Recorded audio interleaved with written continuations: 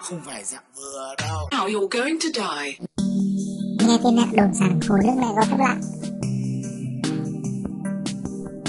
Wow, quả là đồn như lời. To vãi.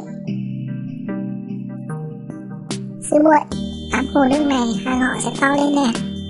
Vậy sao? Không thấy gì đâu ta. Ồ, đúng là to lên thật rồi nè. Từ nay ta là thiên hệ đệ nhất Vếu.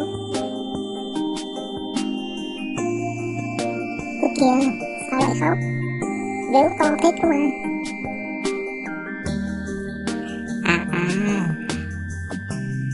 Cái ở dưới của em nó rộng ra, soi gương mới thấy.